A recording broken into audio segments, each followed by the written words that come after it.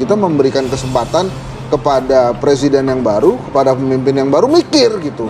Mana yang bagus, mana yang tidak. Kan kalau presiden yang baru ini semuanya melanjutkan program presiden sebelumnya, kerajaan kita nggak mikir ini enak nih presiden yang baru ini dilanjutin aja semuanya gitu.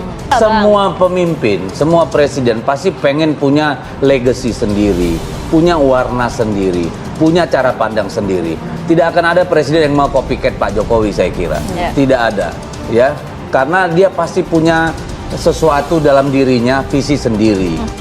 Jadi Anies juga paham itu, yang kemarin kita dorong supaya relawan itu lebih baik dimaksimalkan tuh.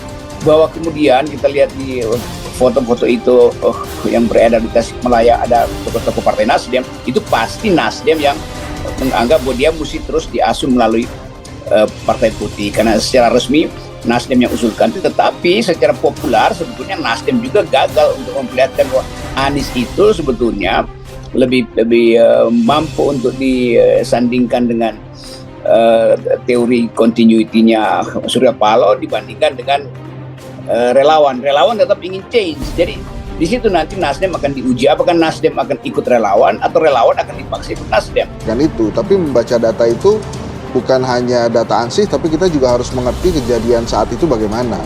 Geopolitik yang terjadi itu bagaimana. Jadi menurut saya ada hal-hal baik zaman Pak SBY, ada hal-hal baik juga di zaman Pak Jokowi. Plus minus lah ya. Ya plus minus. Nah sekarang bagaimana caranya yang baik-baik ini konsisten dilanjutkan kan? Bahwa Pak Jokowi bisa betul lakukan langkah kuda untuk menghambat Anies dengan cara mencari-cari komorbidnya Nasdem. Itu kan banyak komorbidnya Nasdem sebetulnya. Sebagai partai politik pasti banyak komorbidnya, apalagi Pak Surya Paloh dan pengusaha tuh. Dan beberapa kali kita lihat sinyal bahwa Pak Jokowi lagi cari cara untuk menghadang Anies di forum-forum yang diselenggarakan oleh Nasdem. Sehingga yang diharapkan dari pemimpin ke depan itu adalah how you manage Indonesia ke depan. Ya. Sudah diatur, Bang. Nah, kan kita nggak pernah dengar yang keluar komennya adalah ini kebijakan ugal-ugalan, aneh gitu kan. Oke lah konteksnya katanya ada, tetapi publik itu kan nggak baca sampai ke bawah. Dan yang disampaikan kepada publik tidak. Tetapi Pak Jokowi nggak mungkin menghadang Anies di tingkat akar rumput, itu masalahnya tuh. Dan ini yang sebetulnya mesti kita terangkan aja bahwa di ujung pemerintahan Pak Jokowi ketika endorsement power dia tidak kuat, maka orang menganggap bahwa sebaiknya cari seseorang yang betul-betul antitesanya. Yang menarik di Tasikmalaya itu wilayah Gerindra, kan Gerindra menang banyak dulu di Jawa Barat, terutama Tasikmalaya, bahkan seluruh Jawa Barat sebetulnya diambil alih Gerindra dari PDIP waktu itu. Dan ini memperlihatkan bahwa persaingan personal akan terjadi antara Prabowo dan Anies, bukan lagi Gerindra dan Nasdem. Lebih dari 60 simpul relawan Anies terbentuk di berbagai wilayah. Satu keinginan mereka, Anies jadi presiden. Alasan ini yang membuat para relawan berkumpul dan bergerak. Dari Sabang sampai Merauke kita disuguhi deklarasi Anies Baswedan. Para relawan membentuk infrastruktur jaringan sampai tingkat bawah dan bekerja secara masif di media sosial. Mereka bergerak secara sukarela, bekerja dengan biaya patungan masing-masing relawan. Di sini heroisme Anies muncul. Deklarasi para relawan memancing masyarakat untuk ikut membentuk simpul-simpul baru. Dari sinilah jumlah simpul relawan Anies semakin besar. Meningkatnya jumlah simpul relawan telah memicu kenaikan popularitas dan elektabilitas Anies.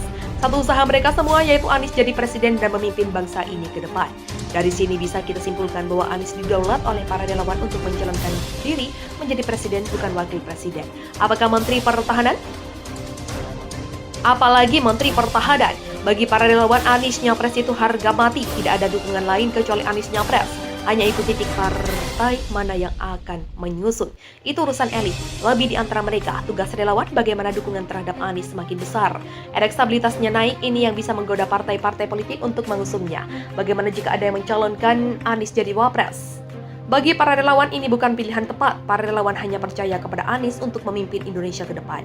Kapasitas Anies adalah presiden bukan wapres. Anies Baswedan hanya didukung oleh para relawan jika jadi capres. Di luar itu tidak, artinya elektabilitas Anies hanya tinggi jika nyapres.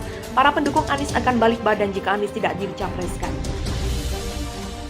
Jadi upaya sejumlah pihak yang mencoba menawar Anies sebagai cawapres akan sia-sia. Walaupun Anies bukan kader partai, namun di dalam diri Anies ada dua hal.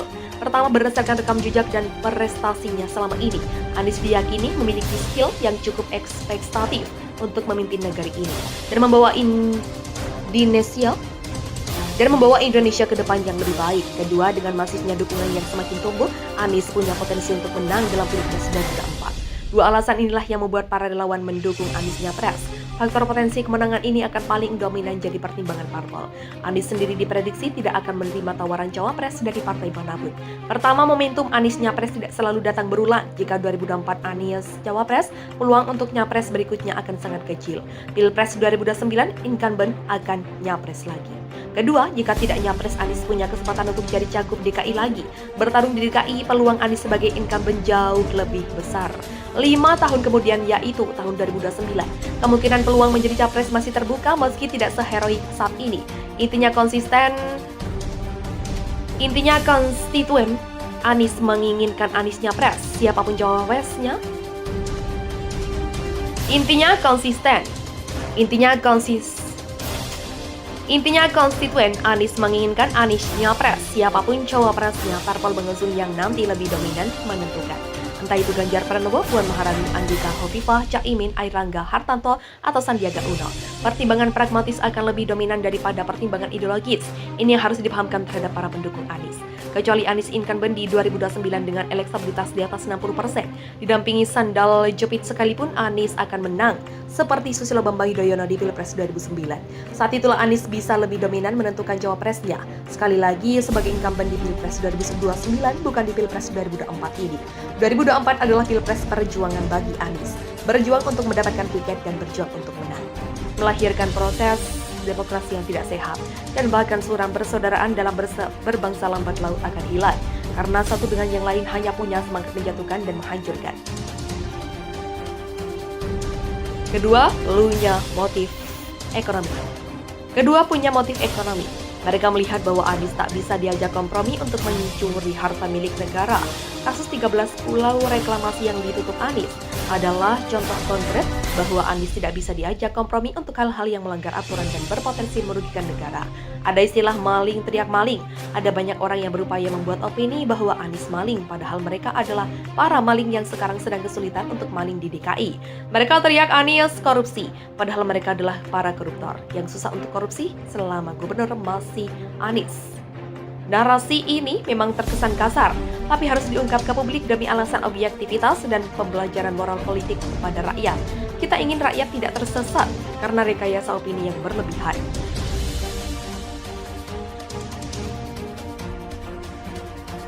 Ketiga, motif psikologis. Menjegal Anies hanya untuk memberi kepuasan psikologis.